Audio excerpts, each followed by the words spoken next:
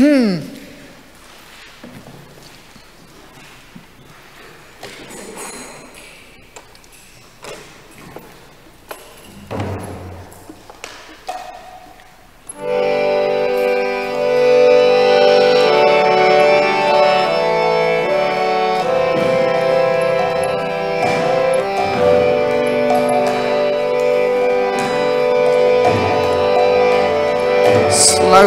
slowly.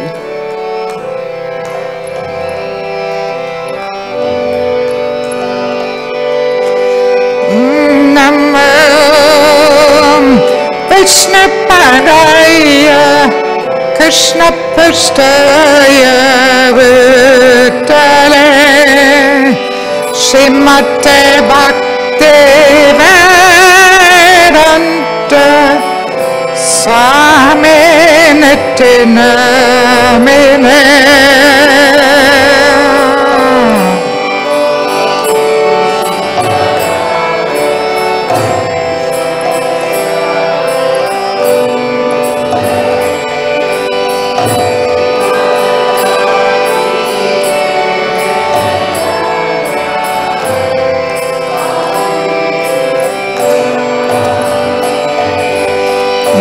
Namaste Saraswati Deve Gurava Nitacharine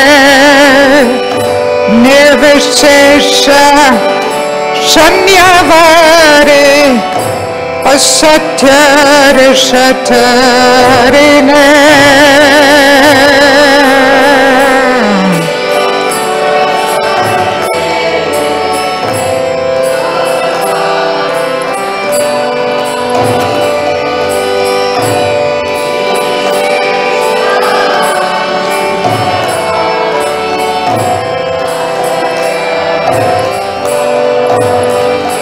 Jaya Shri Krishna Chaitanya Prabhu Nityananda Shri Advaita Gadadhar Shivasari Gaurabhaktavinda.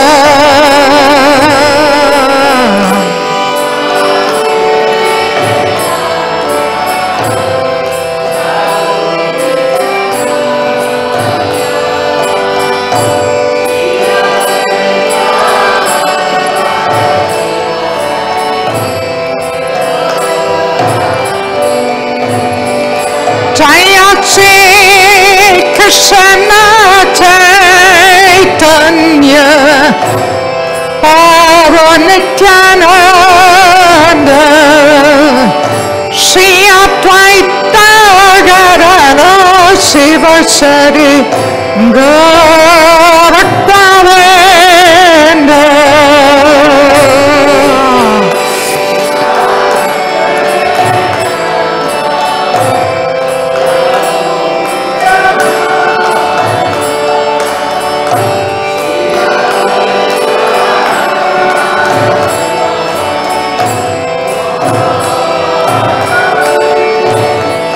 Jaya Shri Krishna Chaitanya Prabhu Nityananda Shri Advaita Gadadhar Shivasari Gaurabhaktavinda.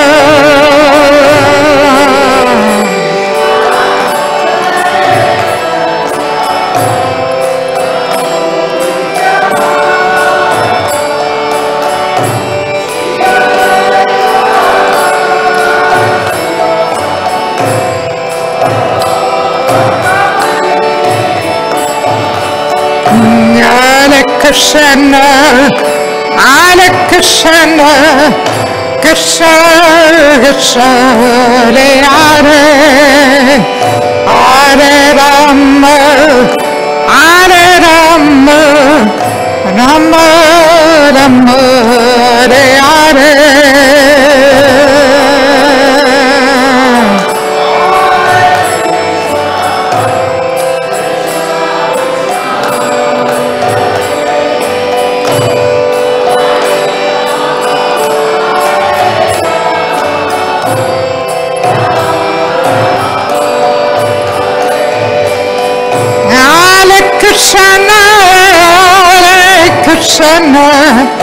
Krishna, Krishna Krishna, Hare Hare, Hare Rama, Hare Rama, Rama Rama, Hare Hare.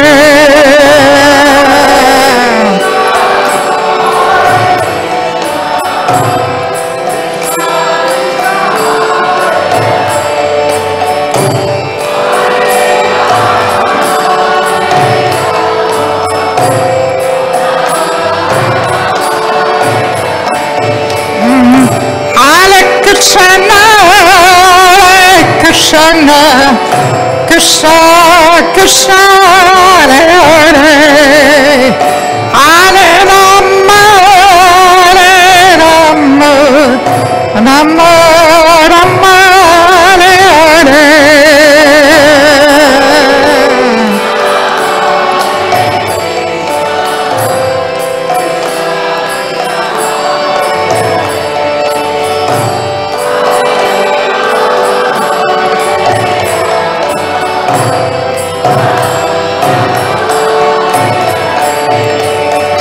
Krishna, Krishna, Krishna, Krishna, Hare Hare, Hare Rama, Hare Rama, Rama Hare Hare.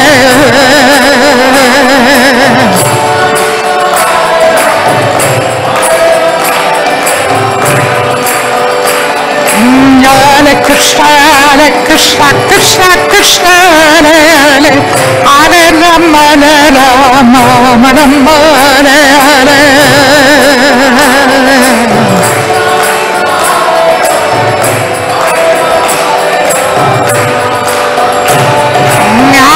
Krishna, Krishna, Krishna, Krishna, Hare Hare, Hare Rama, Hare Rama, Rama Hare Hare.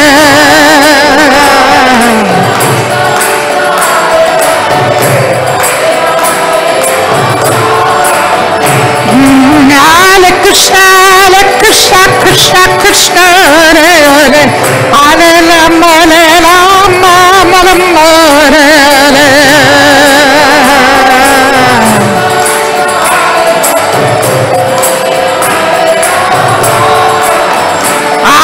Krishna, Krishna, Krishna Krishna, Hare Hare, Hare Rama, Hare Rama, Rama Rama, Hare Hare.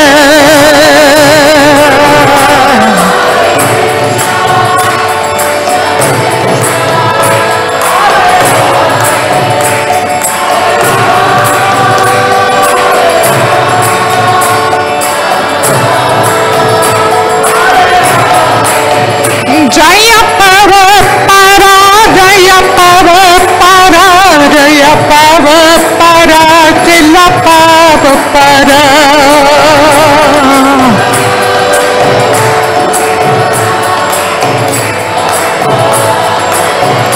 Nitagani Varaniva, Haribo Nitagarivo.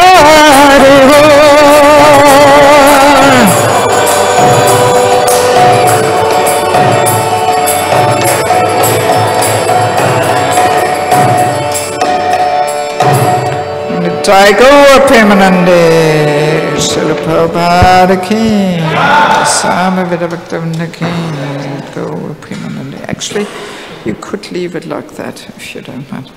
I'm getting already hot, so I better take off my cap. Can I take a few minutes to introduce you to everyone? Okay.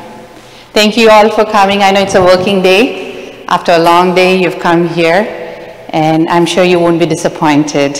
For all of us, this is the first time we are meeting Mother Devaki, and the 2 days that I have interacted with her, she's a very amazing devotee, not only a devotee, but an amazing person, a very beautiful person. I'm going to read her bio, and then I'll also share my own personal little thing that I've known in these 2 days. Devaki Devi Dasi was born in Germany in 1958. And after a long journey of searching, joined ISKCON in Sydney, Australia in 1985. She spent 4 years in the Sydney Brahmacharini Ashram, learning the basics of devotional life.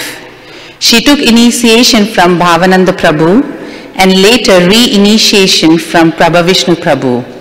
She is now a disciple of His Holiness Niranjan Swami Maharaj. This itself shows how fixed and determined she is in her Krishna consciousness, and how, like, even though adversities in her life, she never left the shelter of Srila Prabhupada. Actually, all those gurus were the perfect guru at that time. Yes, exactly.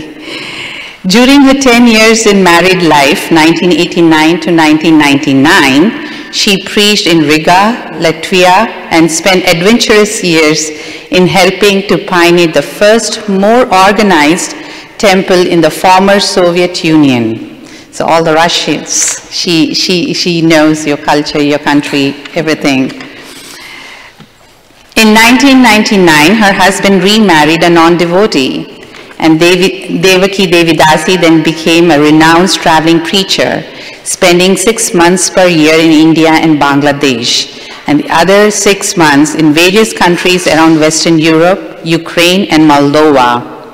Recently, she has been expanding her preaching and also visits Canada, and now you're going to include US.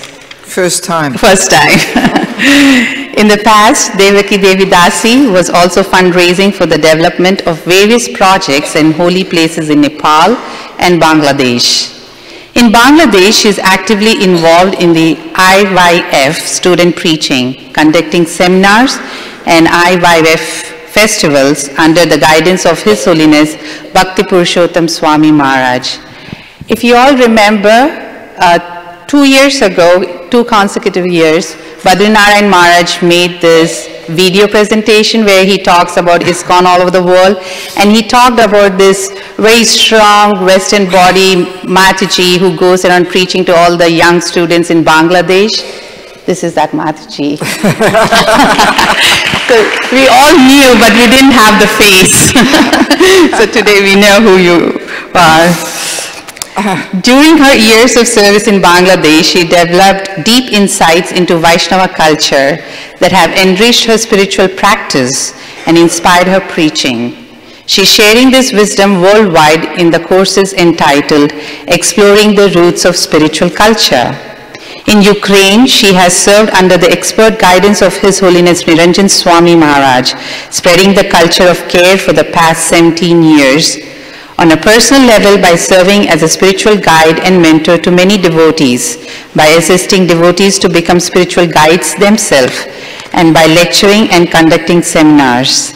Devaki Devi Dasi has established Bhakti Sangam festivals in various countries and is regularly conducting holy name retreats.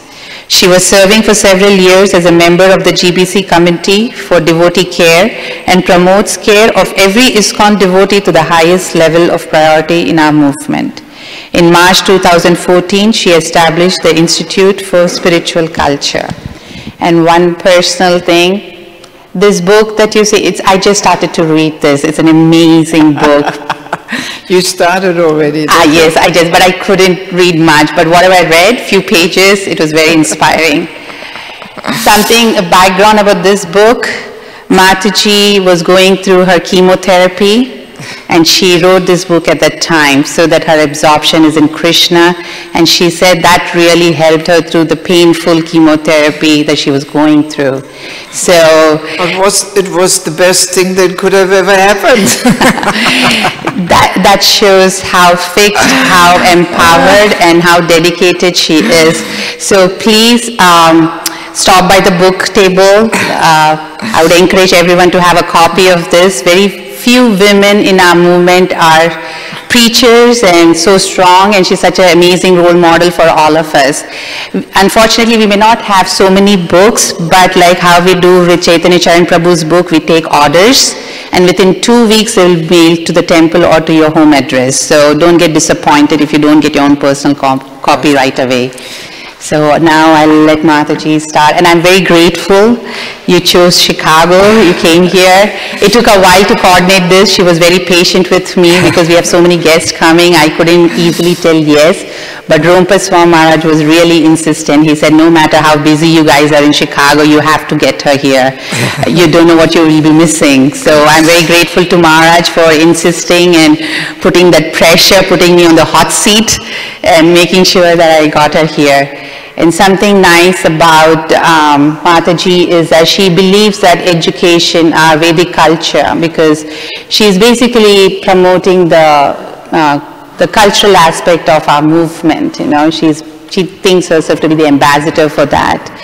And one of the things is, it's a rare breed nowadays. I asked her, should we have a registration fee, you know? And she said, no, education is not like, you don't charge for education. She said that it's through donation. You know, if somebody is inspired, you give dakshina. That's the Vedic culture. So that's very kind of her to get something like this, even in ISKCON or outside of ISKCON. You have to pay several thousand, dollars, to get somebody like this to do presentation. So I really didn't want any one of you to miss, and I'm so happy on a Friday evening all of you came. So thanks to all of you, thank to Mataji. And you're going to have some thank you for inviting me and getting me here. You're welcome. Hare Krishna. And hopefully this is not the last time. You'll come more often. So thank you so much for that little introduction. Om Agyantamandasya Agyananjala Shalakaya Chakshun Militam Dina Tasmai Shri Gave Namaha Shri Chaitanya Manupistam Sthapitam Yena Bhutale Swayam Upakaram Ayam Dadati Swabadantikam Namam Vishnupada Krishna Pista Bhutale Srimate Bhaktivedanta Swaminiti Namane Namaste Saraswati Deve Govani Pachayine Nivashesha Shunyavadi Pasata Rishatarine Vanchakopa Tubhasha Kripa Sinuvevacha Patitanam Pavanebhyo Vaishnavebhyo Namo Namaha Jai Shri Krishna Chaitanya Prabhu Nityananda Shri Advaita Gadadhar Srivasadi Go Bhaktavinda Hare Krishna Krishna Krishna Hare Hare Hare Rama Rama Rama Hare Hare. So before we start, let me add a couple of little things to that introduction that actually, just to emphasize it a little bit more, these insights into our Vaishnav culture I mainly received by spending so much time in Bangladesh. For the last 18 years, I have spent a considerable time there every year, up to 3-4 months per year. And when I'm there, there is no Western devotees living there. I'm only with the locals. I travel with them, I live with them, I eat with them, I preach with them. And that's where I have learned so many things, and I'm still learning. One never finishes learning. Because Bangladesh is actually a very special place. It's East Bengal.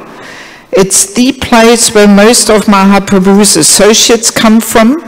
Rupa Sanatana Goswami, even Pundarik Vidyanidhi, even Jagannath Mishra, Sachimata, so many, Srivas Thakur, Advaita Acharya, Narottam Das Thakur, so many of them, they all come from what is today Bangladesh.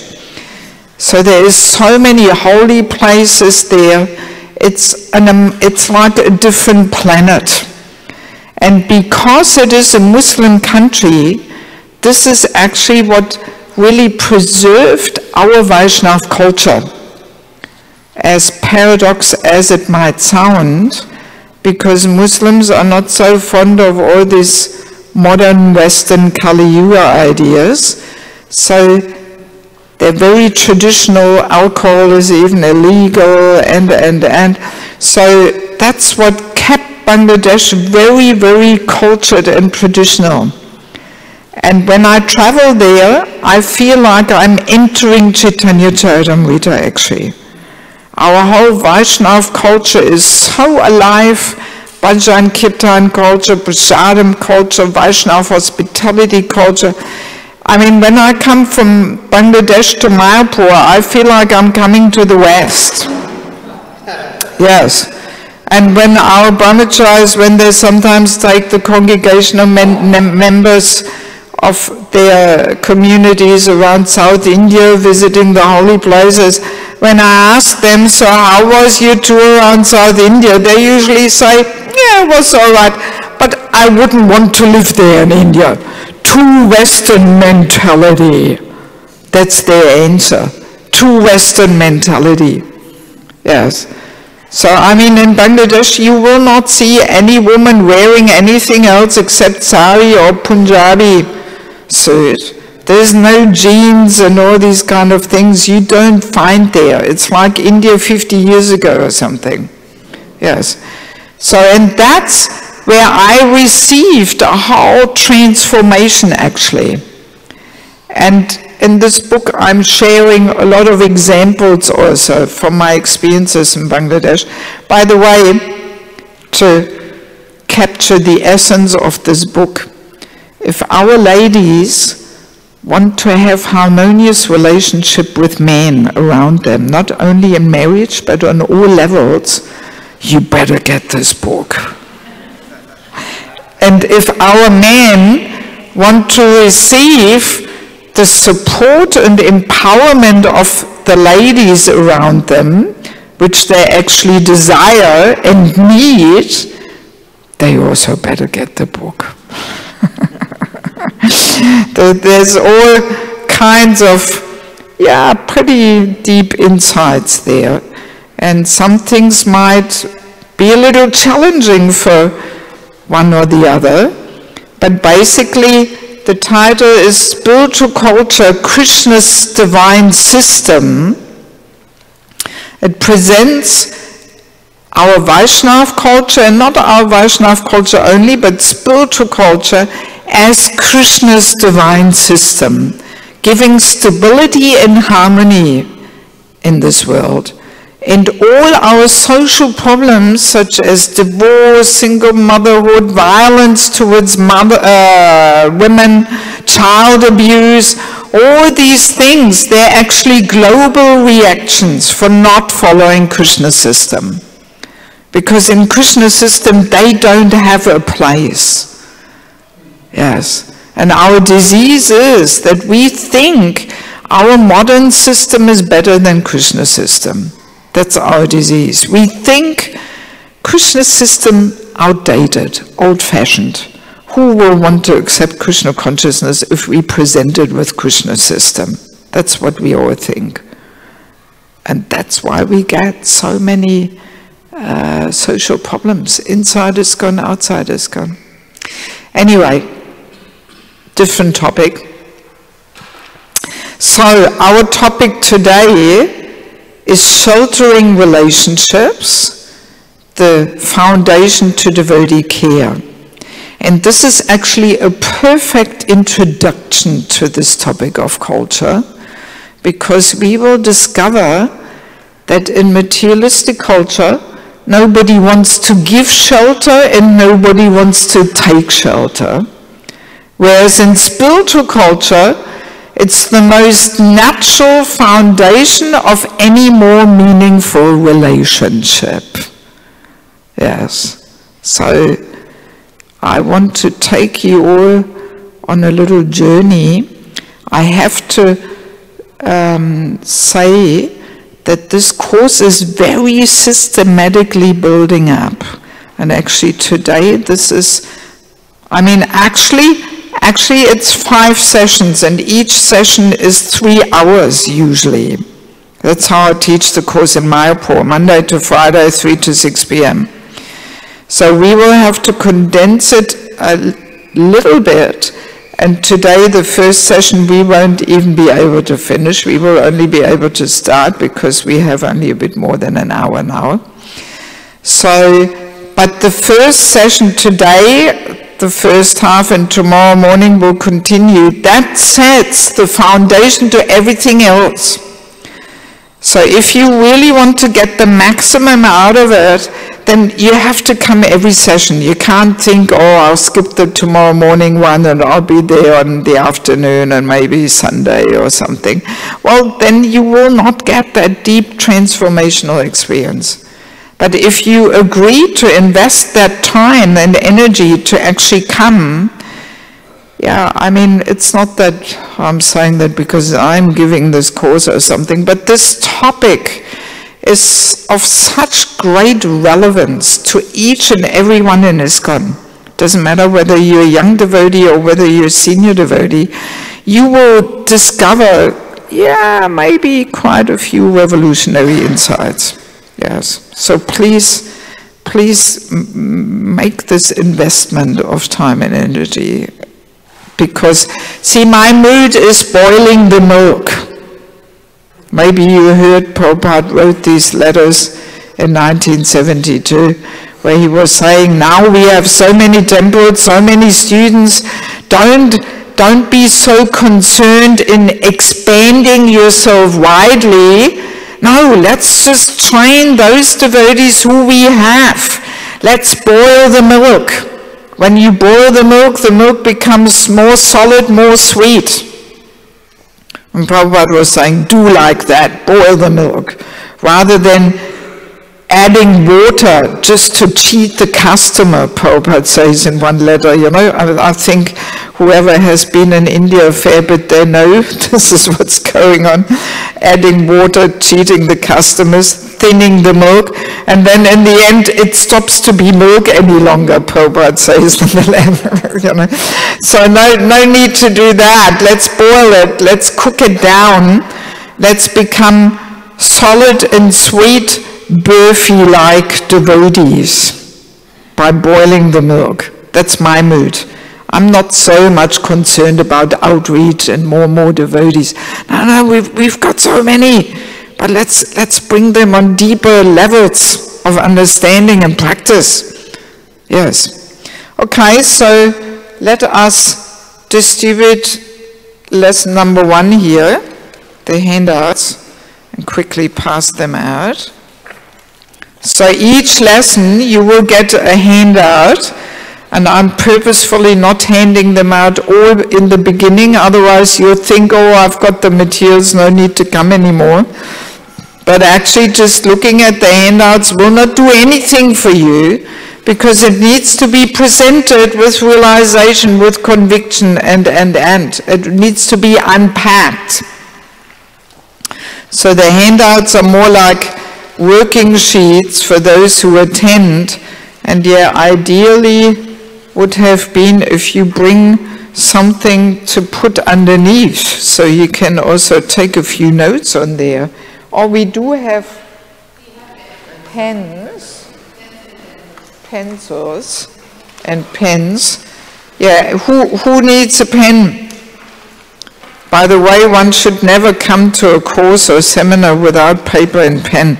There is also more paper here too, for those who need more paper.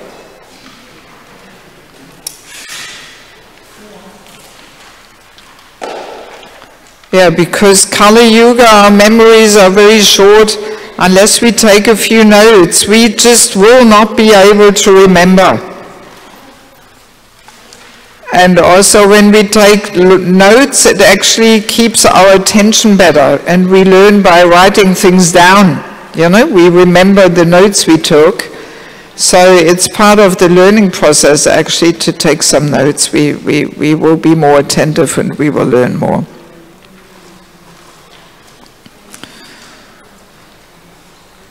Yeah, so let us do this quickly. Anybody else needs pen and paper? Raise your hand. There. Everybody's got the materials now for lesson number 1. So tomorrow, you know, maybe bring some notebook to put underneath or something, some clipboard or whatever. Then you have a stronger foundation there to your paper.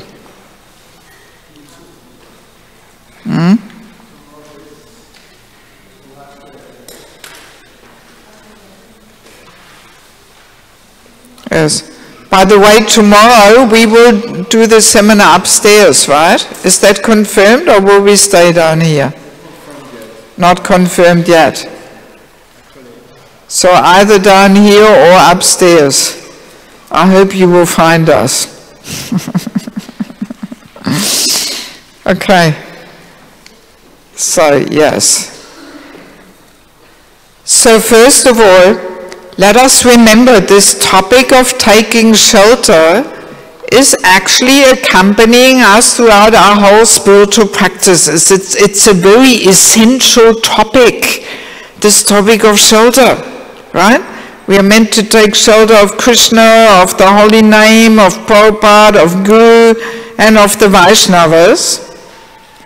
And my observation is, unless we get some deeper insights what it actually means to take shelter, very easily our attempts to take shelter remains very external, almost like a formality, a social thing, even towards Guru.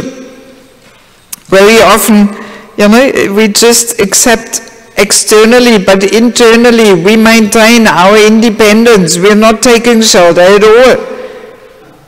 Not such an easy thing. It has to be cultivated. Yes. So, and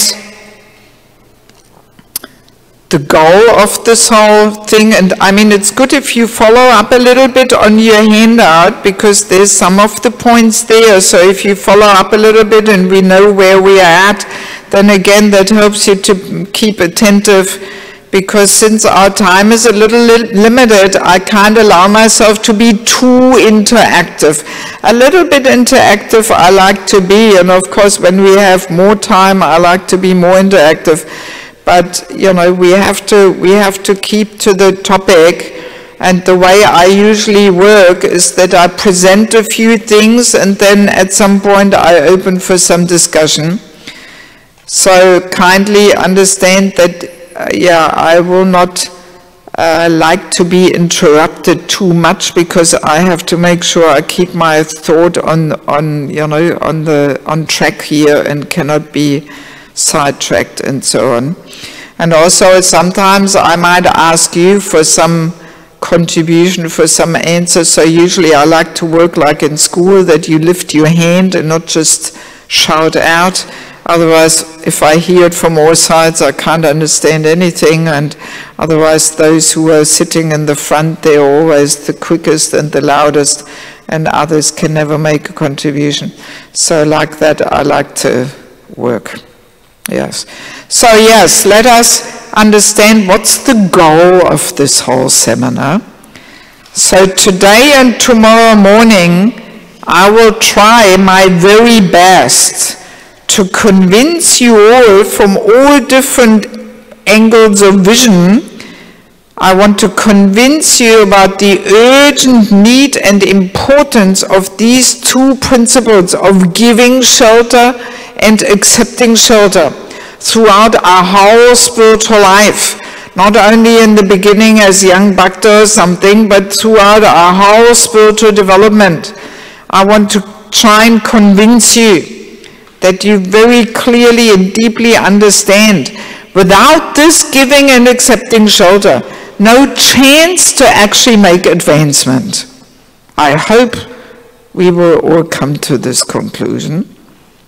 So, and then we will also have a look at the necessary qualities which we have to have in order to be eager for shelter, that we take shelter, and there we will already discover that we might be falling short there, and that these qualities which are required to be eager for shelter, people in material life don't strive for them. They don't aspire for them. They're almost seen as weakness. Yes, and there we already realize, oh my God, these two cultures are really like day and night. They're just so opposite. What success in spiritual culture is seen to be a weakness in materialistic culture. That's how different they are. Incompatible, actually. Yes. So, and then we will also understand the necessary qualities in order to give shelter to others. Very important topic. And then there will be a concluding topic discussion. Actually, strictly speaking, this seminar is asking for implementation. Actually, we are not just having some spiritual entertainment here or something, but if we really deeply hear and understand, we will want to apply either informally or more structured. But we have to apply, actually. So, and then in the last session, Monday evening, we will talk about that. So it's all very systematically developing, and if you miss something, oh well, then you're missing something, you know, then you will not have the full picture. And then often in question and answer session, this comes out that I have to say, oh well, sounds like you were not there yesterday, so that's when we discussed that. So now you're missing something in the picture here, you know. Yes. Okay. So now, before we get into the topic, let me share a few little realizations. And let me ask you, who here is longer in Krishna consciousness? Longer in Krishna consciousness. Everybody please switch off their mobile phones. That's the chime at the door.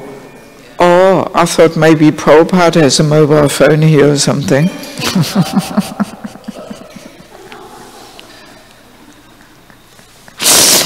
Yes, so let me ask you, who is longer in Krishna consciousness than 25 years? Few people, not so many. Anyway, anybody who's been around a little longer, let's say 20 years or 25 years, they probably have made the same observation as I have, that so many people come to Krishna consciousness and they hang around for some time, but then unfortunately they tend to fade away. Right? Fade away. They're somehow not remaining in the fire of devotional life ongoingly throughout their whole life. Of course, some move to other cities or other countries, and some maybe quietly practice at home. But in any case, I mean, I had this realization that, you know, if you sometimes visit the same community after 20 years of not having been there, the only personalities who you have seen before are the deities. And you wonder, where the hell is everybody? What happened? What the hell happened? Why, where are all my old friends from 30 years ago? Yes, I mean, this has happened to me a few times, where I was so perplexed. As you heard, I joined in Australia, and the last 30 years or 25 years, I haven't spent much time there anymore. And then some 10, 11 years I went there after 15 years of not having been there. And I was really excited to meet all my old friends, and I was waiting eagerly for the first Sunday program, but none of them were there. And then surely when the gurus come, they will come also, but then all the gurus came and nobody came. And then I thought, well, Janmashtami, somebody has to come. But again, Janmashtami, you know, they were not there. So, I mean, I just couldn't stop thinking, contemplating, analyzing what the hell is going on. Why are we not able to keep everybody in the fire of devotional life? Something is lacking. Something is going wrong. And also we tend to give people a lot of attention while they are visitors, and I hope we don't have any visitors here. Otherwise they might want to remain visitors. So while people have not committed yet to the process, we often give them a lot of attention, but then as soon as people join, we think, oh well, now they are one of our people, and we stop giving them so much care and attention, and we easily demand and expect service and so many things. Right? So, yeah, so these things, we will find the answer in this seminar, why these things are happening. And also, as you heard, for some years I was a member of this devotee care committee, of the strategic planning of the GBCs. And interestingly, that committee was first a preaching committee. And then in this preaching committee, there were two moods. One mood was, we need new devotees, let's make new devotees. How can we bring more people to Krishna consciousness? So, but then there was the other mood, hang on, where are all our old devotees? What happened to them? Maybe we should revive them and reanimate them.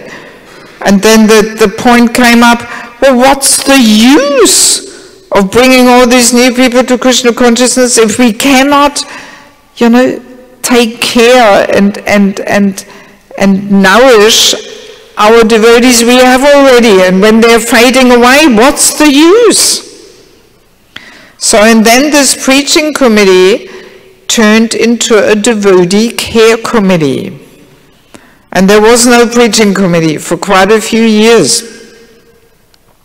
So, and then after some time they established a separate outreach committee.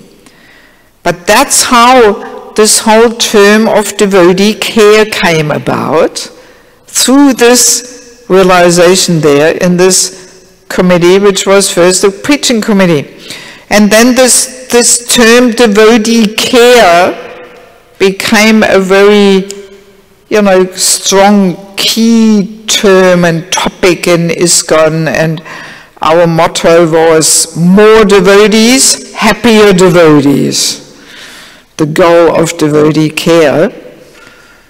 Is this devotee care some relevant topic here in your community? Are people talking and thinking about it, or not so much?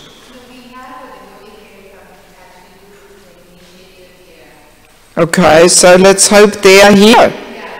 Good, because I can tell you, very often people have a very external and shallow understanding what devotee care is. Usually we think, yes, caring, this is the topic of some ladies. Okay, let's have a devotee care committee, let's put a bunch of ladies in there and you do devotee care, And then when somebody is in the hospital and we bring the person prasad and we think, oh, I'm doing devotee care here. Well, this is some tiny little aspect of devotee care, but actually devotee care is all about sheltering relationships. That's the real essence of devotee care. So you will discover this. Who is in this devotee care committee?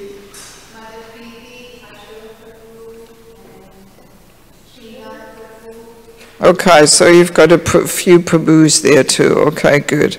So, yes, I mean, this is super most relevant for you, and not only for you, but for everyone really, just to get a deeper understanding what devotee care is actually all about. Right? Okay, so I mean, this observation that so many devotees come and then they hang around for a while, they might fade away again, that already makes it very clear that our bhakti lata needs ongoing care and nourishment in order to healthily develop and actually eventually really bear the fruits of pure bhakti. It's really like a plant. We've got the analogy in Chaitanya Charitamrita. You know, it's planting a plant. So when we plant a plant, we don't just throw once a bucket of water on it and we think that's it or something. No, it needs ongoing cultivation and attention and care, right? So now, let us start the topic. Let us try to establish the need for giving and accepting shelter. So on your handouts you have a nice verse by Jiva Goswami from the Madhava Mahotsava, which I want to read now. So, and he says, though one usually ignores others in attaining one's goals, those aspiring for prema accept dependence on others with similar goals and tastes. Thus, cooperating with each other, they worked together, keeping in mind the goal of prema. So let us understand, what is Jiva Goswami saying here? He is distinguishing between two kinds of persons, right? The first group, though one usually ignores others in attaining one's goals, who are they? Lift your hand, who are they? Exactly, they are the materialists. They ignore each other in attaining one's own goals. Interesting, this was already 500 years ago like that, when Jiva Goswami was around. So it's not just in Kali Yuga or something, but it was already then that the materialists, the spiritualists, had very different moods in how they are relating to people. Right? Yes. So the materialist ignores others in attaining one's goals, whereas those aspiring for prema, who are obviously the spiritualists, they do something completely different. They accept dependence, and that means, of course, internal dependence, not financial dependence or something. They accept dependence on others with similar goals and tastes, and they cooperate. Right? So there we can already see, you know, Jiva Goswami is already giving us a hint on this topic of culture.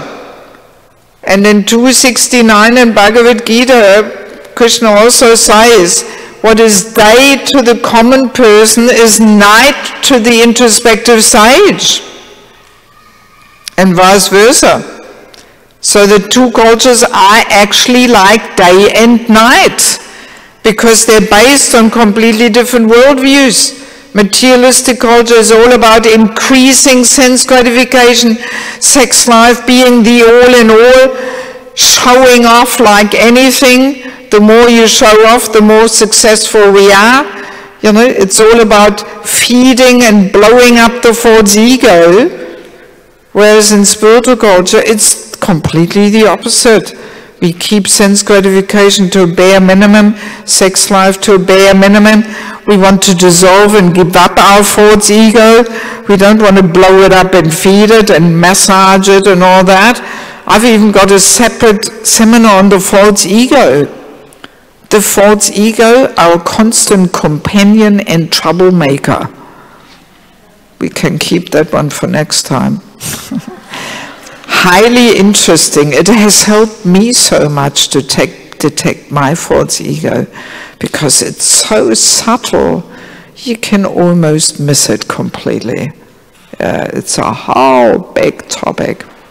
Anyway, so, but in spiritual culture, we try and give up the false ego. We try to understand our tiny, insignificant position of being assistant of the assistant of the assistant of the assistant. So, I mean, my God, these cultures are completely like day and night. They're incompatible, actually. But between day and night, there's also a transition period. There's the dusk and the dawn. So we can imagine, here's the day of the materialist, here's the day of the spiritualist, and in between are all kinds of shades and grades and mixtures there. And the process of Krishna consciousness is meant to bring that transformation actually. That the day of the materialist becomes our night, sooner or later.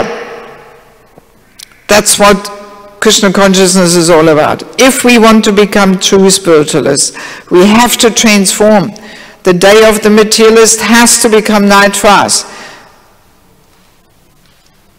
Otherwise, our spiritual practice is very external and superficial, if that is not happening actually. And this transformation cannot be forced or imposed on people. It can only be inspired. That's where we often go wrong. You know, even my book here, it is not trying to establish what's right and what's wrong. It's simply trying to give insights how things are going on in Krishna's system. And then at the same time we can assess ourselves. Okay, where am I here? How far or close am I to Krishna's system? And sometimes we will discover we are miles away from Krishna's system, but sometimes we might still be a little closer to Krishna's system. So in the same way, you know, this transformation can only be inspired. It cannot be forced on people. It has to be done voluntarily. And some people might not even want to make it. They like the day of the materialist. Let's be a little honest here. Most of us, we do like the day of the materialist. We attach to that taste. Right? Isn't it? Are we honest here? Yes, yeah, we do like it actually. Yes. And we still have that illusion that we can somehow make the day and the night jam in one day, you know? But, yeah, well, it doesn't really work like that. Okay, so let us move forward and simply collect, you know, the different characteristics of relationships in materialistic culture, meaning a culture where sense gratification is the all in all. How are the relationships characterized in such a culture?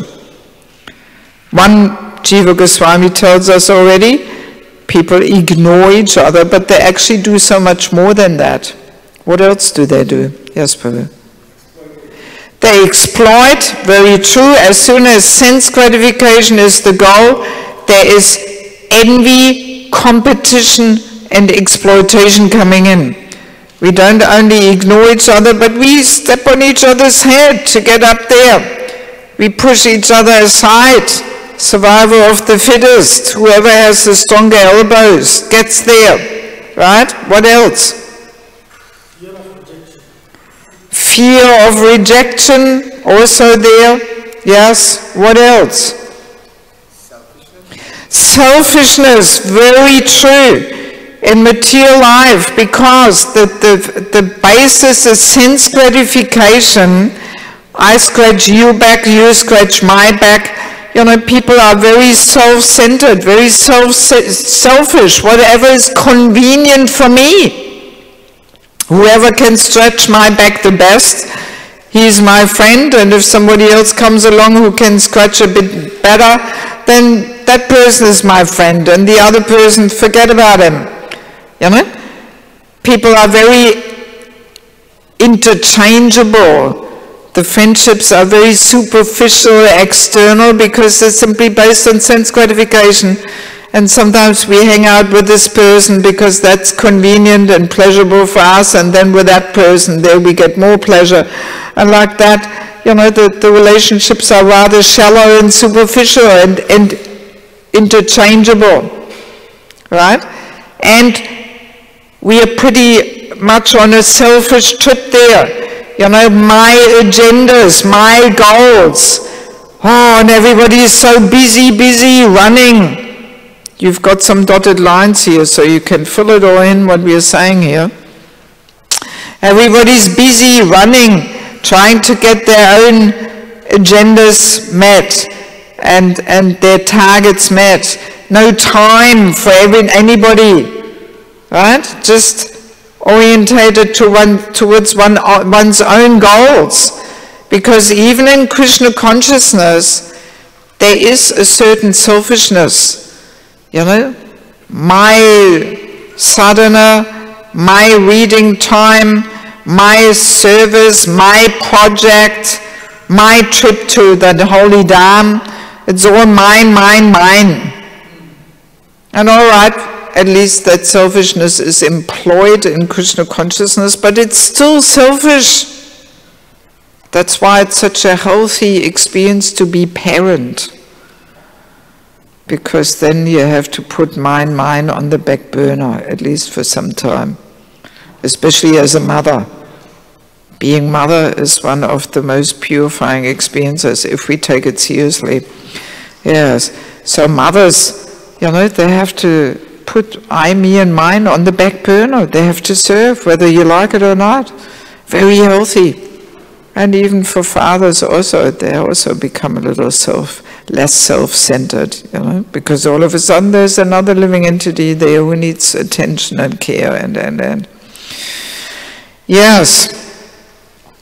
So let me see. Also in materialistic culture there's a strong emphasis on separatism and individualism.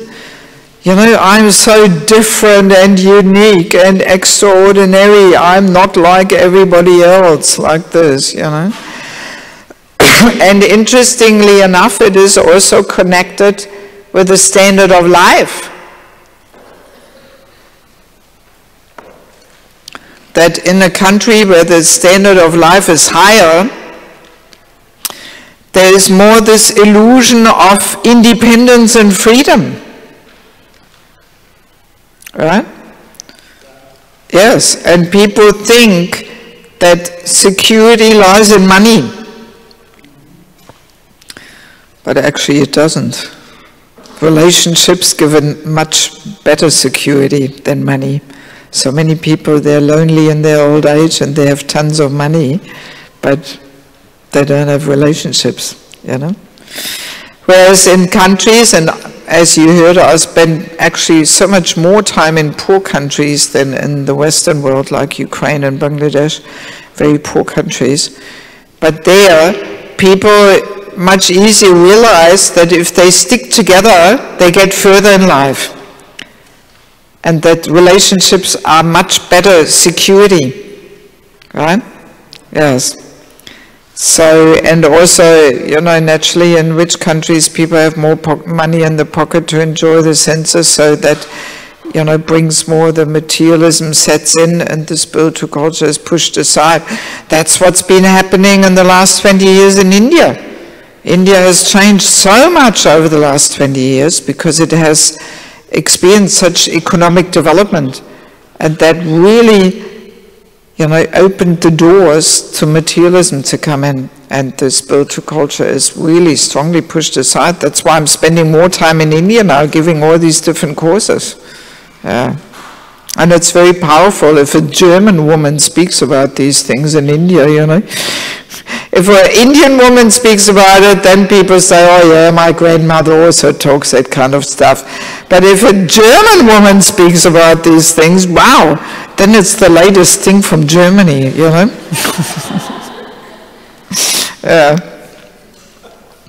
So let me see what else I have on my paper here. Yeah, superficial external relationships. Oh yeah, one thing also in materialistic culture, there is a strong decrease of respect. We will come back to this later. As the more the standard of life goes up, the more the respect goes down. The two go together. A culture of sense gratification goes along with a culture of disrespect. We will talk about that later. But because there is so little, if no, respect, therefore also no service mood towards each other.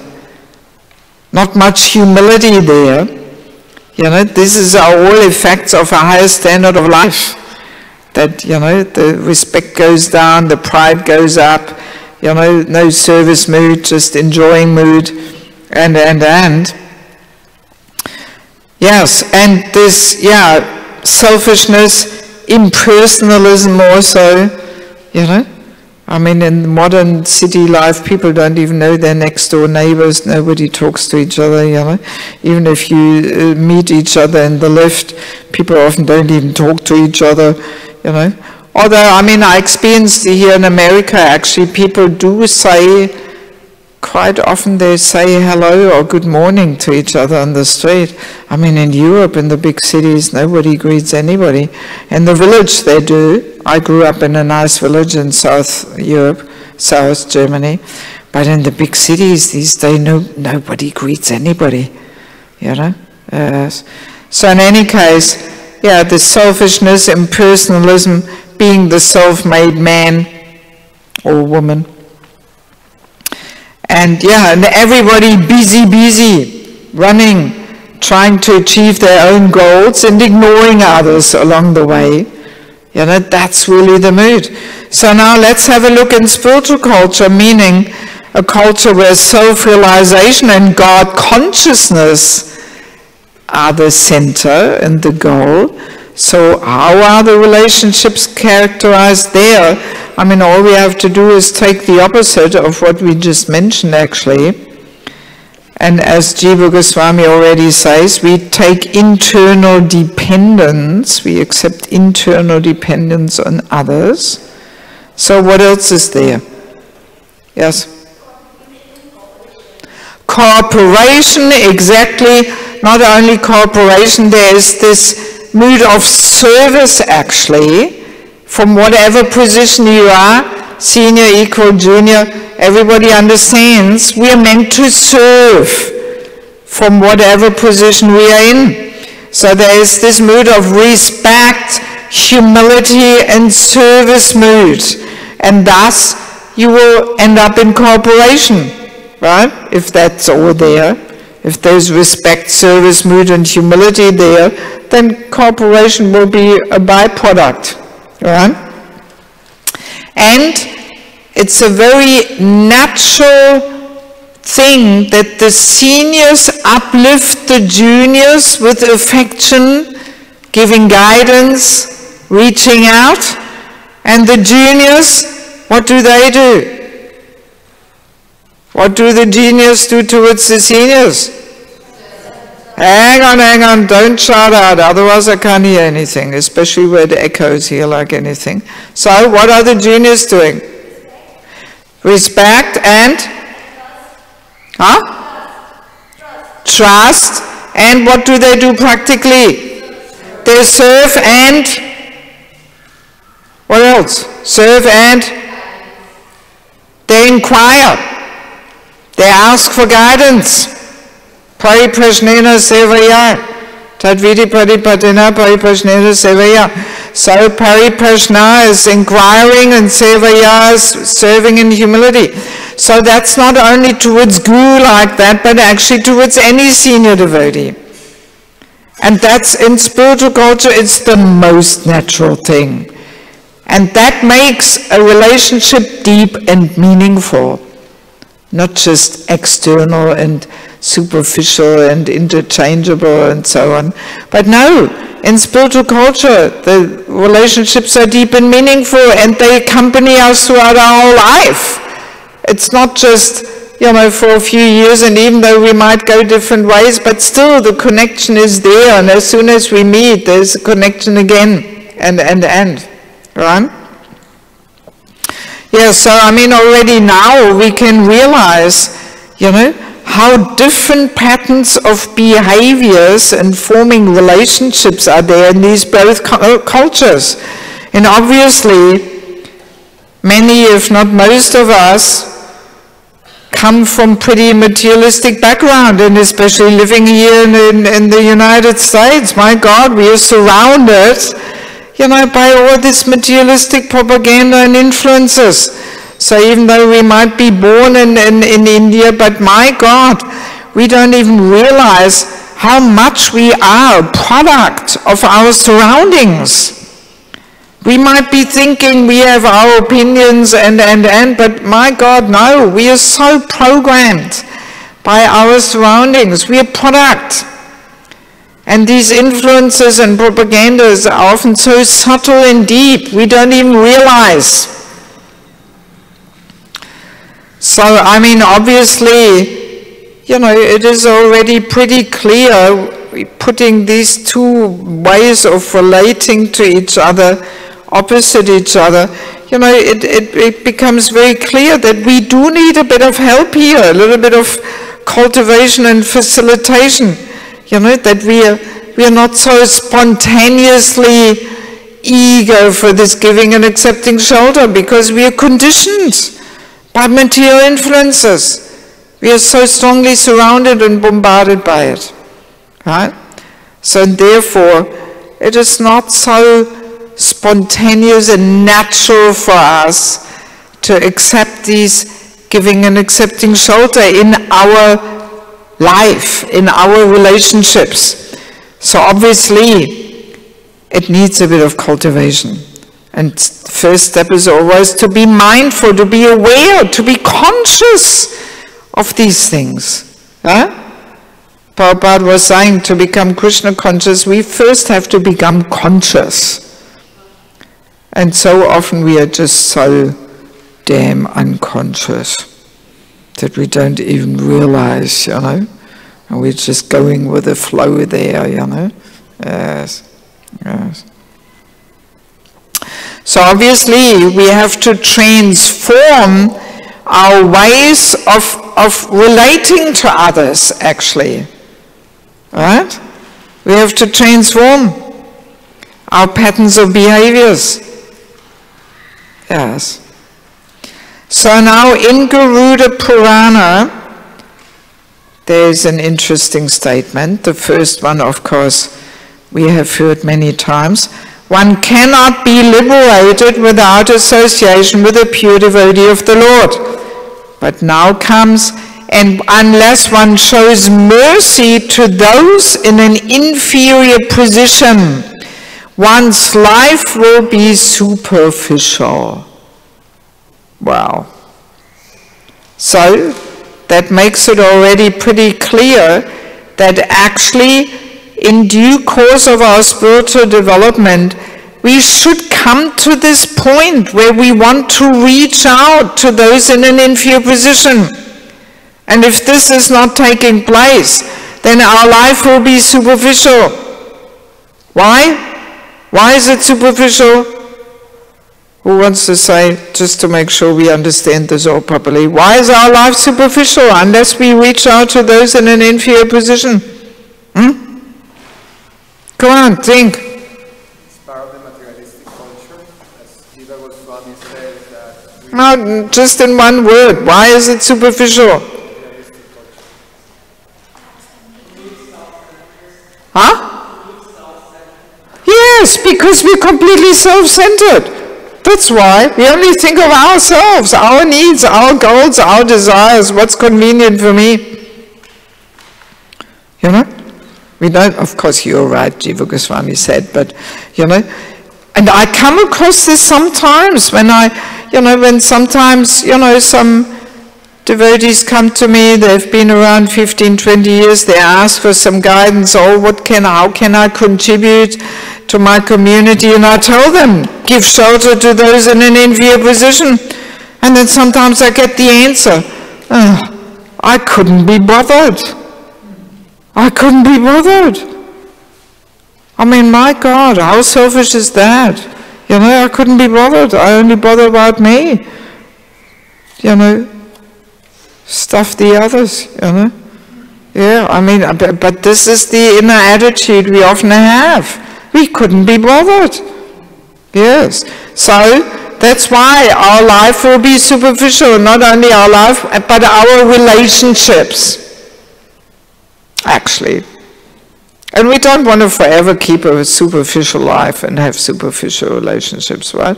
We do want to put some deeper meaning to them. So now one interesting thing is, as we were saying, in material life, the foundation is sense gratification. Let's enjoy together. Let's have a great time together. So, and when we come to Krishna consciousness, we want to kick this out of our life. You know, we don't want to just have fun and go to the movies and the restaurant and all this, unless it's a Govinda's restaurant. You know, we know this is not right. So, but then, unless we replace that foundation of sense gratification with giving and accepting shelter, there is a vacuum.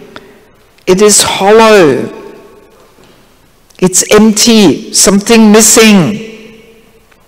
Right? You get my point? I have experienced this.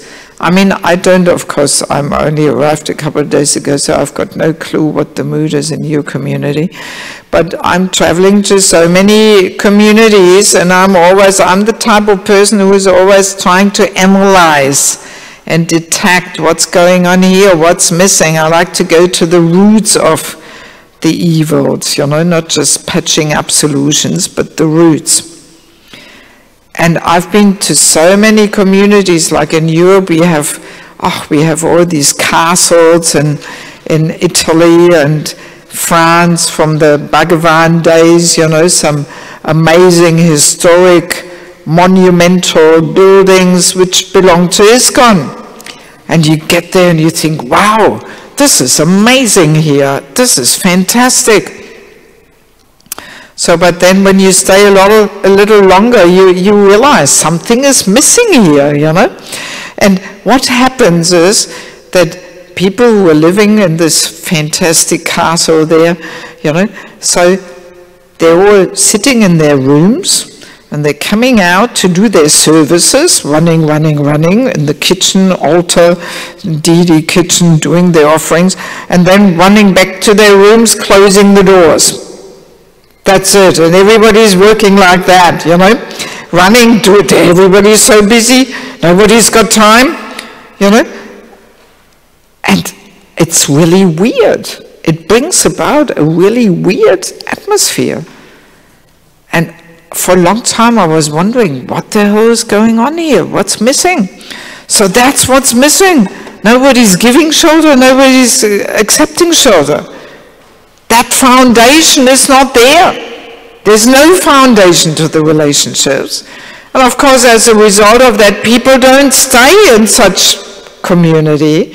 They come, they hang around for a while, they move on, you know? Yes. And this is going on in so many places. And that's exactly what's happening. If we don't replace that kicked out foundation of sense gratification with giving and accepting shelter, then there is no foundation to our relationships. There's a vacuum there. It's hollow, it's weird. I like to call these kind of relationships Haribol relationships. Yeah, you get the idea what Haribol relationships are. I'm sure we all have many of those. Oh, Haribol, nice to see you, Haribol. Yeah, how are you, Haribol? Yeah, I'm busy. Haribol, see you later. Haribol. You know, we are Hariboling around here. But we're not getting much deeper than that, you know? Right? Sounds familiar? Yes? Yes. Yeah, so I mean, my God, we don't want to only have Haribol relationships in our life. All right, maybe a few are there, you know, you can't have deep and meaningful relationships with every single person of a community. But it shouldn't be the only type of relationships we have. There has to be something deeper. And what makes the relationship deeper is when we implement this giving shelter and accepting shelter. That's what makes relationships more deep and meaningful. We will in due course of time discover that. Also, a few other little points just to convince you how important this giving and accepting shelter is. Now I'm at the bottom of first page here. As we go through life, we are going through many different phases. And in each of these phases of life, there are certain challenges. Right? Let's imagine a young man decides to join the Brahmachari ashram. So, new challenge. Then he might decide to get married. Wow, new challenge. So then he might be father. Another new challenge. Then his children might be teenagers. Oh my God, new challenge. So then, strictly speaking, there is another ashram waiting for us, the Vanaprastha ashram. I've got a whole course on that. Nobody even talks about it. No. You know, people have no clue what it is all about. People are almost afraid of it. They feel threatened by it. Yes. There's all kinds of weird understandings what the Vanaprastha ashram is. Especially the ladies are fearful that the husband just one morning puts on saffron and walks out. You know, but that's not Vanaprastha ashram. That's irresponsibility. You know, that's something different. Anyway, so, you know, if we decide to move on, Vanaprastha ashram, wow, a whole new challenge. So there's so many challenges there which life brings about, and there's always somebody who's got already so much more experience in meeting this challenge than we have. So actually it's the most intelligent thing to do, to ask guidance from somebody who already knows how to deal with this challenge, who already made so many mistakes. So we don't have to repeat all the same mistakes that previous generations have made, you know? Yes. I mean, we could actually save ourselves so many miseries in life if we would just be willing to take guidance. But unfortunately we don't. And that's why we have to go through the school of hard knocks, as we call it, being bashed around, repeating all the same mistakes that other people made already so many times. And I mean, it's sad, it's sad to see, you know, how people make their life so complicated and miserable just because they don't ask for guidance. We think we want to work it all out ourselves. We think, oh no, forget it, I don't need anybody to stick their nose in my life and tell me what to do. I'm happy to work it all out myself. And then we just fall flat on our noses so many times. And this could all be avoided if we would just take guidance. Yeah? It's amazing. I mean, that's first-class intelligence, learning by hearing. But we are second, third, fourth-class intelligence. We have to repeat the mistakes, and sometimes many times, not only once. Right? Yeah, it's sad. It can all be avoided. We could make our life so much more smooth if we would just take guidance. Yeah, it really is like that. So then a few other little points. Especially, you know, if we have been to India, and I'm assuming that most of us here have been in India. When you go in India to a train station, you see the porters carrying 5-6 suitcases on their heads, right? So, the more heavy weights a porter carries, actually the more easily he can be thrown off balance. You only have to give him a little push and it all falls, right? So, this is there also in a figurative way. So the more weight, the more responsibilities we carry, actually the more easily we can be thrown off balance. So it's only wise to associate closely with those who carry bigger weights and responsibilities, and they're well-centered and well-balanced. Right? Makes sense? Yes, yes. Also, Bhaktisiddhanta Saraswati Thakur says an interesting thing. He says, I wish that every selfless, tender-hearted person of the Gaudiya Math will be prepared to shed 200 gallons of blood for the nourishment of the spiritual corpus of every individual of this world. Wow. That clearly gives an indication how much sacrifice is required to just make one person into a pure devotee. 200 gallons of blood. So obviously we can't expect that the Diksha Guru will shed all that blood. He will be anemic pretty quickly.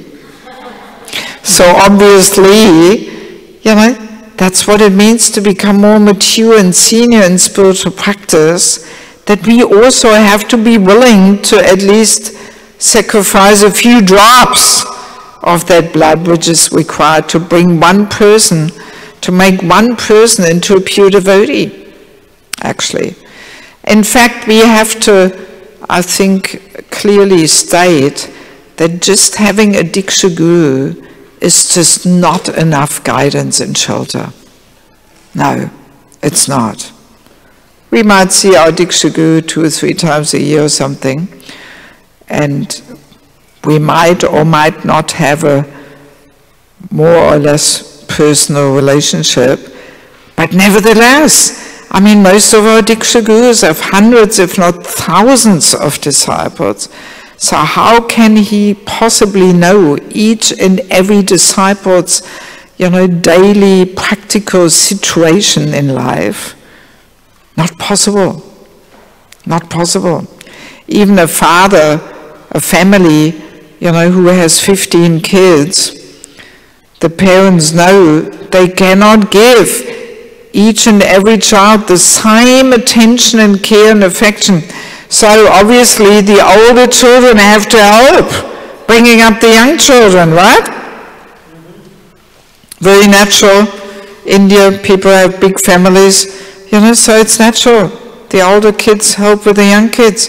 So what to speak of a family where there's hundreds and thousands of children? Right?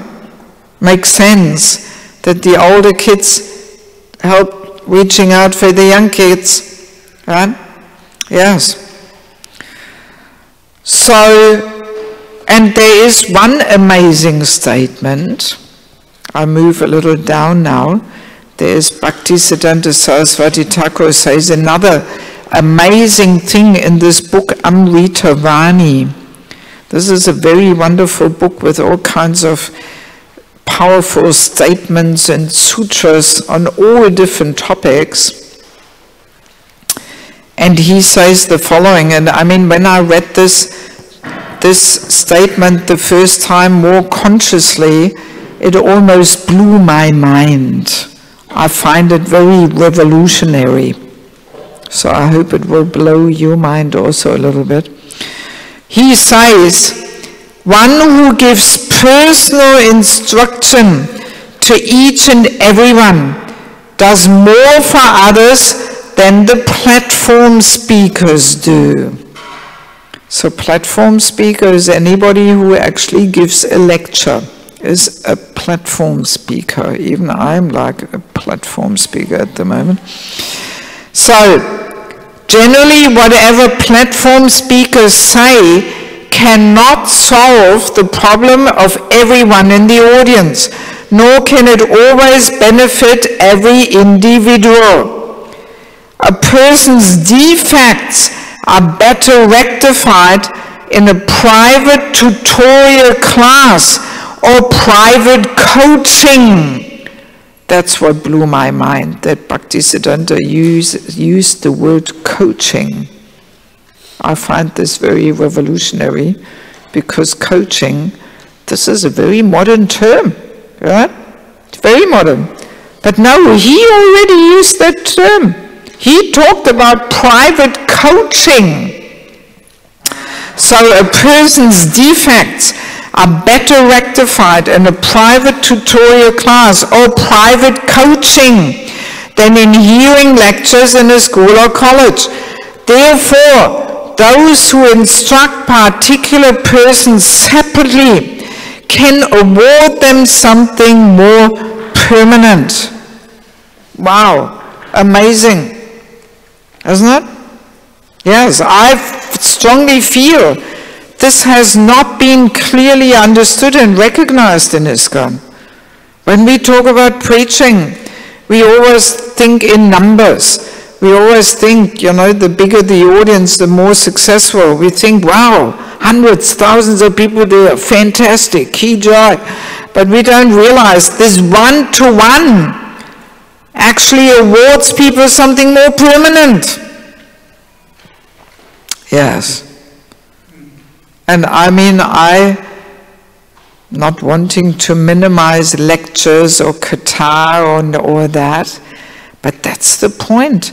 We can go on for many, many years just listening to lectures in Qatar.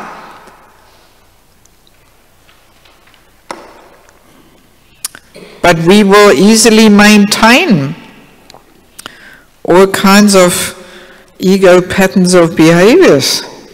Huh? Yes, yes. You know, we attend some nice class and we think, oh wow, yeah, it was so nice. But, you know, it might just not address my individual defect here. Yes. And I realized this after doing quite a few holy name retreats for many, many years. Oh, well, not so many, 10, 11 years.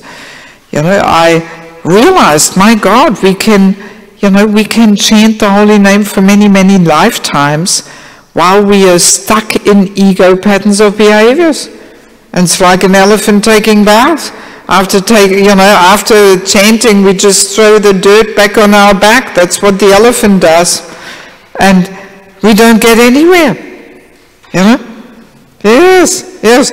That's why I like to have false ego retreats now. Parallel to the holy name retreats, we have to do the heart surgeries there. You know, yeah, otherwise we don't get anywhere. We can chant for 30, 40 years, you know, and nothing much will happen in our heart. Whole thing. So we need this private tutorial class or private coaching.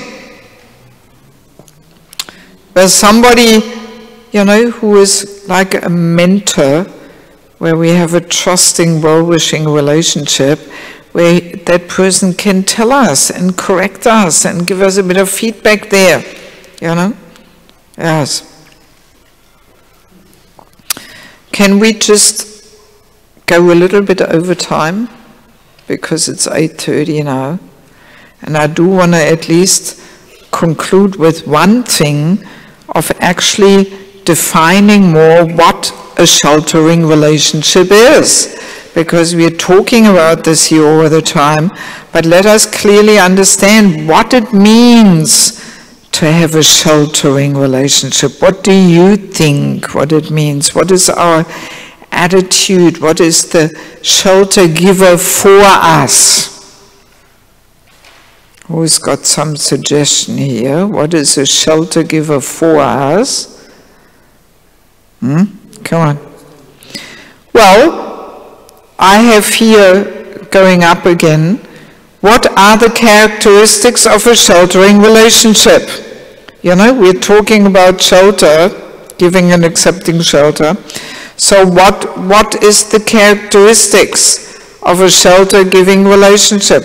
What is the shelter giver for us? What role is he playing? Huh? Willingness to sacrifice. Now you're already going to the necessary qualities which the shelter giver has to have. Yeah, it's true, but what role is he playing? You're completely right, and it's one of the most important qualities of a shelter giver. But you're a bit ahead of us here. We will get to that on Sunday. Huh? Parent or guru? A parent of guru? A parent or a guru? Oh, okay. Well, so let's extract that a little bit. Parent means, or guru, first of all, means he must be senior, right? And I usually say it should be a senior, confidential, well-wishing friend. Confidential, very important. That person you can really open your heart to. You can reveal to that person your innermost struggles and fears, and you know that person will keep it confidential. It's not going to be on Facebook on the next day, and the whole world will read about it, right, and discuss it very eagerly. Yeah, I mean, confidentiality, hard to find these days because people, blabber everything around and yeah, put it on Facebook and other WhatsApp and whatever. I don't even know what all these social networks are called. I don't even have a mobile phone because I don't want to be part of all this. Computers, enough distraction. So yes, senior confidential friend and well-wisher. And what else does he do? Non-judgmental, yes, very true. Yes, he is sensitive. And what else does he do? Let's not get too much into details because they're all actually qualities that a shelter giver has to have.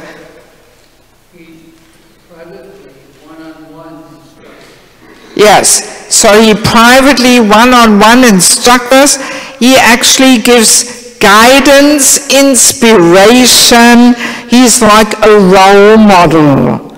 He's got qualities which we don't really see in ourselves, and we want to strive for them.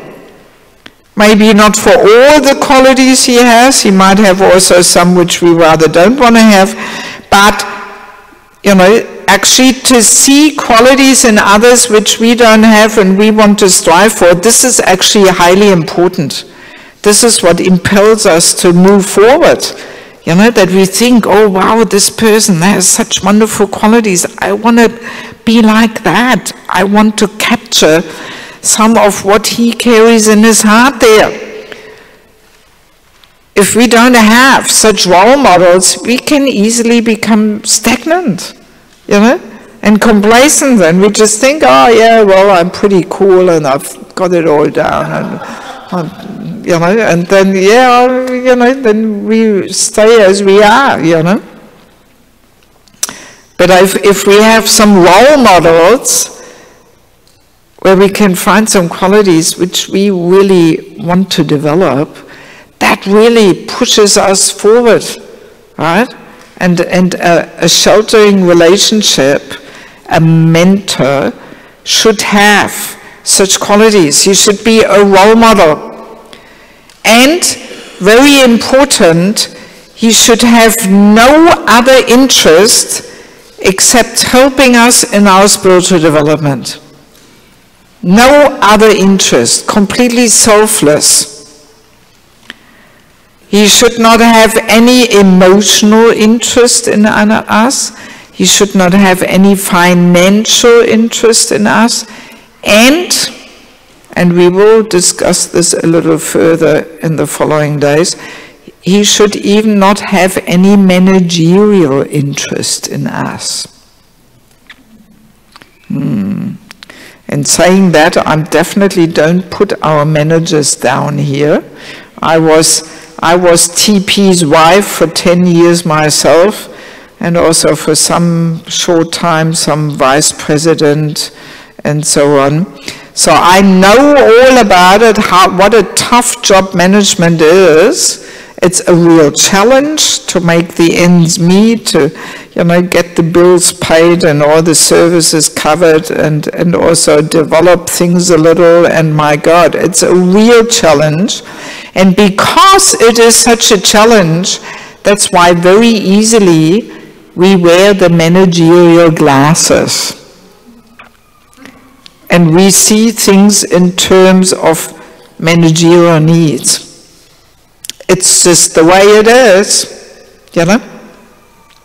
And that's exactly why the kings used to have a Chanakya Pandit, That's where the Brahmanas come in. The Brahmanas are actually not interested in title, position, power, control. They like to be aloof, to have their Brahminical position, and they are meant to give advice. The aloof Brahminical advisors they're meant to be, and they're meant to help the managers to keep everything balanced. Yes, so we will get into this later tomorrow. Yes, tomorrow morning, very important session. I really hope that you will all be there. So in any case, that's one thing, that sheltering relationship, there should be no other interest except my spiritual development and growth. Yes, that's very important. And there is one more thing, that a sheltering relationship means we want to be corrected by this person. Corrected and disciplined. Like Vaisheshika Prabhu always says, we live to be corrected. Doesn't matter where we are in our spiritual development. Spiritual life is ever increasing. There's no limits to it. We can always move forward. So there is unlimited scope for correction. Right? Yes, very important that this relationship, in that relationship, we want to be corrected. If we bypass and avoid correction, well, it means we're not really taking shelter. That's what it means. Right? And because that relationship is so confidential, and because we know this person has no other interest except helping me in my spiritual development, that's why we are eagerly accepting the correction. Even though it might touch upon our false ego and be a little painful and all that, but we happily accept it because we know it's for my own benefit. This person has no other interest. Right? So it's like a, spicy, sweet chutney, A little spicy and hot there, but at the same time so sweet. Yes. And then actually correction becomes a loving exchange, because we allow this person to touch upon some very sensitive points in our heart, which we would not allow just anybody to touch. But from this person, we gladly accept it. Then correction actually becomes a loving exchange. Yes. So that's what it means, a sheltering relationship. If we want to be corrected by that person. Actually, once Naranja Swami shared with me that one of the main challenges of a Diksha Guru is that he can exactly see what kind of instruction he should be giving to his disciple. But because he knows the disciple is not ready to accept it, therefore he can't give it. He said that's the main and foremost challenge a Diksha Guru faces, that he can't give the instruction he would really actually like to give, because he can't put the disciple in a situation where he disobeys the orders of the spiritual master. So therefore, if he sees the disciple is not ready to accept, he can't give that instruction. Right? So, this just clearly shows that even our relationship with Guru, we are actually not really taking shelter. We are not. It's in name only, external, formality. But in our hearts, we are actually not ready to really submit. And I once very clearly had that experience. I was accompanying one Mataji in a darshan with her guru, as for the etiquette, as a third person to be present. Was a young girl, unmarried. She had decided, I want to move to Vrindavan. I will live in Vrindavan. Not really what we usually advise young unmarried girls. So, and she had made her decision and she wanted to get the blessings of her guru. So, and she was presenting the whole thing. Yes, I want to live in Vrindavan and of course I could immediately see her guru was not so impressed with this suggestion, and he was trying from this side, that side to maybe, you know, bring up some different points of view there to the whole idea. But he could see she was not willing to accept. She had decided. What could he do? So then finally he was saying, all right, you can give it a try. What else could he do? And it was funny to see, she walked out of her guru's room saying, hoo-hoo, my Guru Maharaj gave me his blessings. He ordered me. You should go and live in Vrindavan. He gave me the instruction. I got his blessings. You know? That's what's going on. You know? So she just was cheating herself basically, thinking that she got the full blessings and order here from her guru, but no. You know, she didn't actually. She didn't give him any other choice. She forced him. Like Gaur Govinda Maharaj speaks about this. He says, Guru and Sadhu have two forms. The creeper form, the mercy form, and the vanchana form, the cheating form. So of course it's not that Guru and or Sadhu are cheating, but now we get what we desire. And if we want the cheating form, we get the cheating form, right? That's what this Mataji got, you know. She didn't get the real blessing and mercy, you know. She got the cheating form there, you know. Anyway,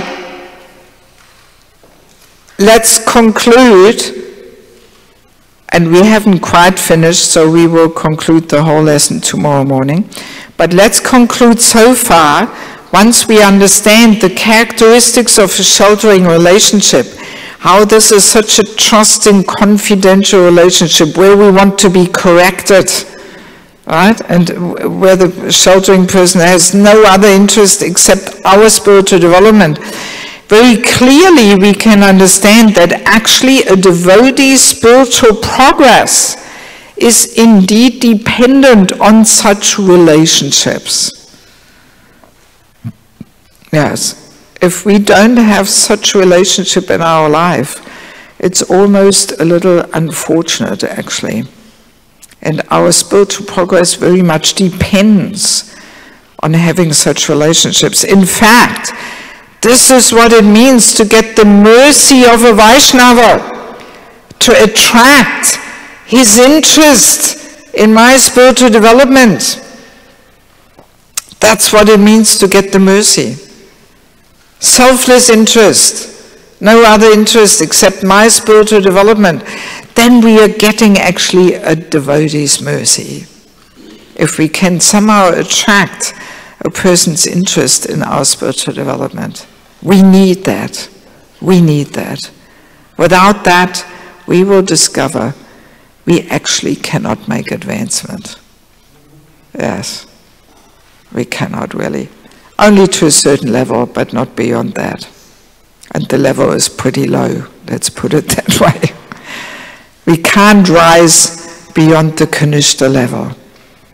Yes, And we also will not rise beyond the Kanishta level if we don't come to the point where we want to reach out to those who are in an inferior position and actually uplift them. If this is not happening, also Kanishta, actually. So unless we put this giving and accepting shelter, into our lives, and in our communities we cultivate that, we will not get beyond the Kanishta level. We just will have a whole crowd of Kanishtas, and not more than that. Yes, that's really what's going on. So let me quickly see if there's questions just about what we discussed, because it's just only the introduction. We're at the very beginning here. So much more will come, just about what we discussed. Do we have any questions? Yes, Mike. Online, yes. I really appreciate the principle that you're talking about, giving and taking shelter. But something that I find it challenging, and I do see in my service, is that, and in my own personal life, I've seen somebody who strongly believes in the principles that you're talking, and he preached pretty strongly, and he was a big inspiration in my life. I wouldn't say he was my Shiksha Guru, but he was my big inspiration. But over the years I saw that he manipulated, and he left many people scarred, He did? Scarred. Ah. So there's a... Well, then he didn't have that sole interest in people's spiritual development. So what's happened is, when we see few examples like that in our institution, in our community, like ISKCON community, the younger generation, like when Prabhupada was there, because he was this pure devotee, and these principles, it was easy to surrender in one sense, but still some people couldn't. Yes. But there's a larger percentage of devotees now who fear that would I not be manipulated, because... Yes.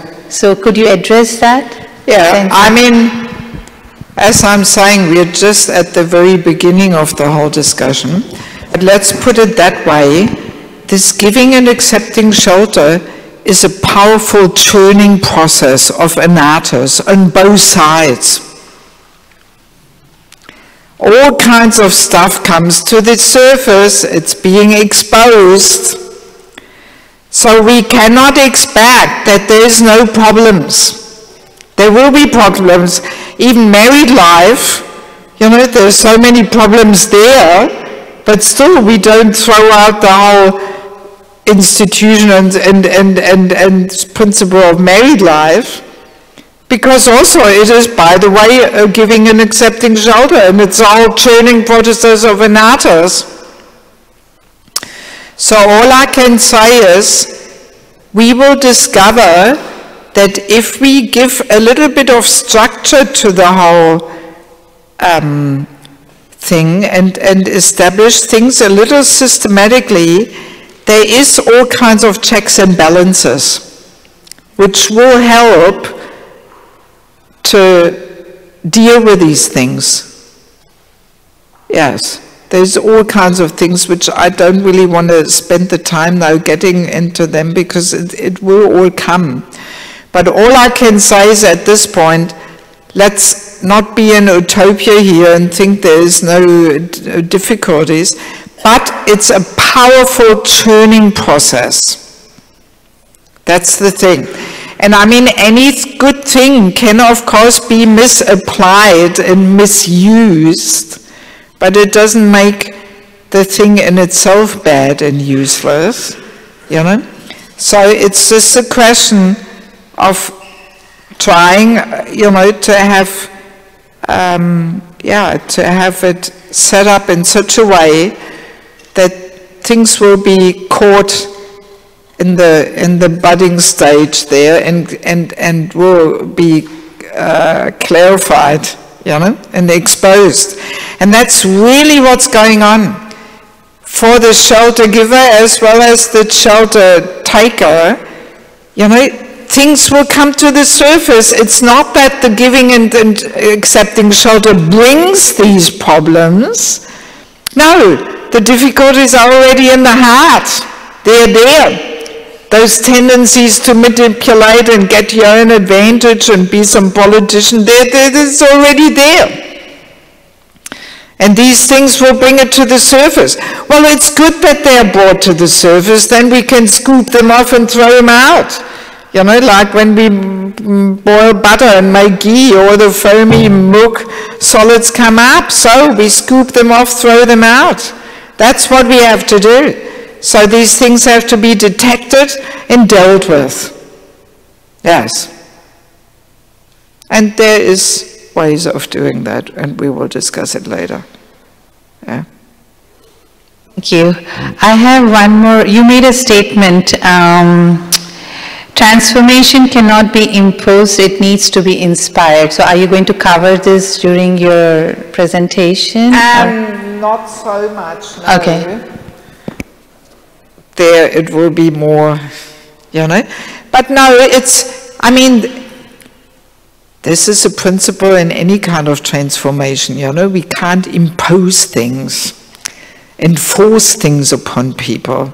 It can only be inspired, because it is an internal process. It has to be done voluntarily. Everybody has to do it at their own step, at their own speed, you know? And that's where we're going wrong. In the book is one chapter, why so much tension over the topic of culture? You know, because I mean, I think we're all aware of this, that this topic is a pretty heated and controversial topic. There's a lot of tension over it. And the tension comes about because we want to establish what's right and what's wrong. But when it comes to culture, there is no right and wrong. It's simply, you know, what's stated to the materialist is not to the introspective sage. So it just depends where we are on the whole process. You know, and I'm giving examples in the book where something in Bangladesh is completely right, and anywhere outside of Bangladesh it would be a scandal, even within ISKCON. That's how much day and night the two cultures are. Yeah.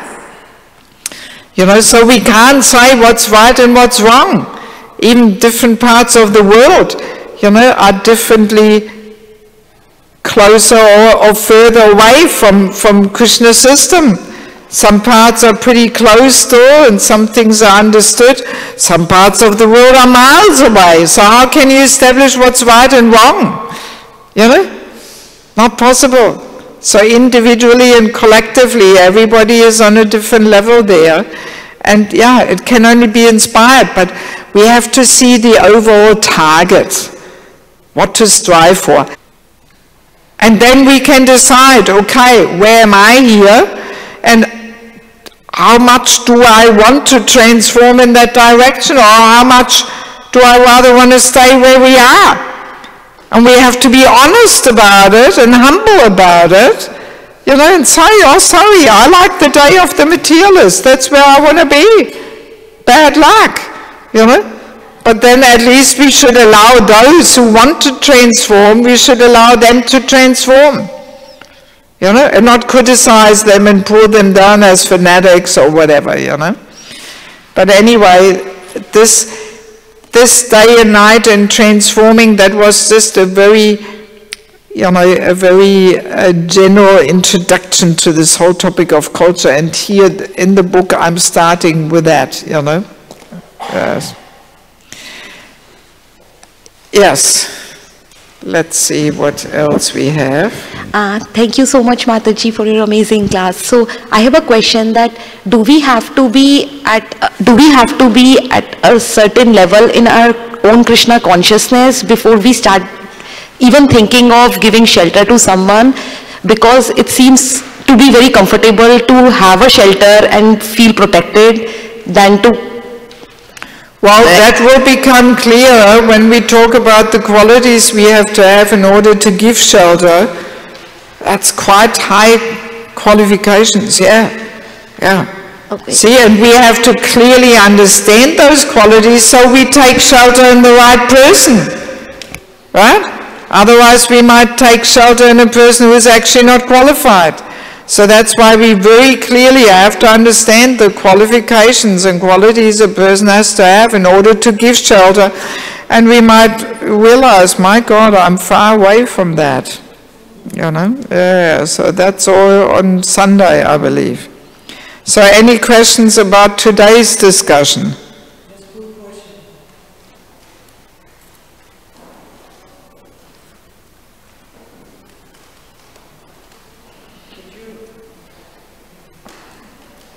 Could you elaborate on emotional interest? What is that? Because I thought when you shelter somebody, you emotionally Yes, I think we'll leave that for later. It's a bigger topic. Okay. And it will come up several times. But just in a nutshell, it means that we have unfulfilled emotional needs and we try to fulfill them in the sheltering relationship. Right? And then it's not selfless anymore. And our emotional need might very easily clash with that person's spiritual needs. And then it will not be in their interest only. Right? Gives some idea. So we have to be emotionally not needy. We cannot be needy emotionally. In the same way how we should not be needy managerially or needy financially. And I mean managerial doesn't mean that managers cannot be shelter givers. That doesn't mean that. You know? But a manager has to be clear of this danger that he should not use his mentees to fulfill his managerial needs. And that our managerial needs very easily can clash with the individual person's needs. You know, we'll talk about that more tomorrow. How long shall we go? Yes, I think so too. So let us just keep the questions for tomorrow, because tomorrow we will conclude this first session and see what questions are there and discuss the other little bits and pieces we've got on there, and then start with session 2, which again will try and convince us from a different angle there how this shelter giving and taking is so super important. So please be all back tomorrow. Bring your materials back tomorrow because we will continue with it, and maybe bring something to put underneath so you can take notes better and so on. Okay, and if anybody wants to get a book now, while we still have some, there's not that many copies there, but even if you missed today, then we'll put your name on the list. With this ordering, I just humbly wanted to request you, I hope you don't mind, I feel almost a little embarrassed saying it, but in the other cities I was doing it like this, that people were paying up front, just to make sure you want that book. And also once I'm leaving, it will be hard for you to pay me because I cannot even have a PayPal account because I don't have a permanent residency. You have to prove that for security reasons. I tried to open a PayPal account, but I didn't get very far. You know, so that's why we do it like this, that you pay the $10 and then you'd guaranteed get the book. I'm more interested to get the book out into the world than getting the money, so don't worry, you get your book. All right, so if you want to get one, you can have it now, $10, and it's yours. Okay, thank you very much. Oh yeah, and I have a few brochures there also of our Institute for Spiritual Culture, and I will get more tomorrow morning. I only had a few left. Don't fight over it. Srila Prabhupada ki, Samaveda Bhakta Vrinda ki, Guru Premanandi. Thank you very much for coming, and I hope to see you again tomorrow morning. So tomorrow morning, 10:30 to 1:30, and then we'll have a lunch break, and we continue either 3 or 3:30, whatever is convenient. I'm almost thinking maybe we can make the lunch break a little shorter. 2 hours is maybe a little too long to hang around, but we'll see that tomorrow. So 1:30 we'll break for lunch, and then maybe 3 o'clock or something we continue till 6, I believe, or something. Hare Krishna. Okay, thank you very much. He just took. Hare Krishna. It was so nice. The presentation was fantastic. Thank you, Mataji. I have a small request. The devotee who washes pot is sick, so we have pots downstairs. If few devotees go, oh, pots are done. Who all did that? There is, okay, little kitchen cleanup left. If 5 devotees go down, in 15 minutes will be done, so everybody can go home early. So if you please, Nityananda Pran Prabhu has signed up. Who else has signed up? I want to see 5 hands.